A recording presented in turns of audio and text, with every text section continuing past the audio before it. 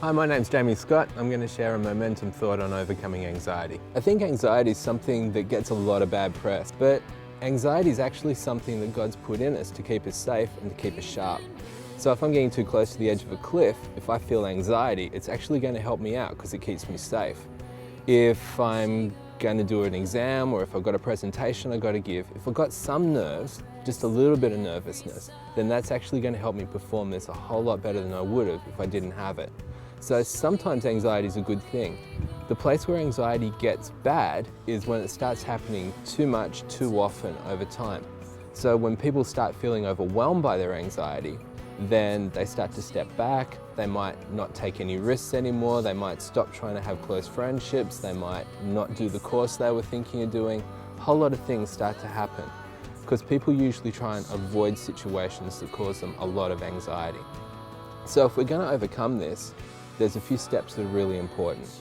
First step is we've got to start to challenge our thinking. Because what anxiety does in our head is it tells us the worst thing is going to happen. So if I'm looking at doing an exam or if I'm looking at doing an assignment and the anxiety kicks in, it's going to say, you can't do this, you are going to fail. And so what I've got to do is I've got to start to challenge the thinking and say, is this really real? Would this really likely happen? And if I look back and I look at my history, okay, I don't fail too many exams, so what's the likelihood I'm going to fail this one? Not very high. And even if I did fail, is that the end of the world? Probably not. So I've got to start to come out with some more realistic, more helpful thinking with myself when the anxiety starts to kick in.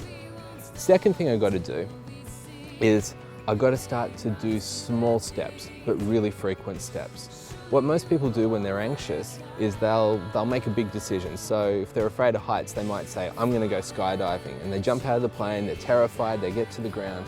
But if they go near something else that's high after that, they're still going to get anxious. So what we need to do instead is we actually need to take really frequent little steps. So rather than going in and trying to introduce myself to 100 people, maybe the first thing is just to say hi to one person, or maybe say hi to a couple of people, and maybe hang around a bit longer in the conversation. Or if I've got an exam, rather than thinking this is going to be the worst thing if I fail, just saying I'm just going to try studying for an hour and see where I'm at, then I'll try another hour, then I'll try another hour.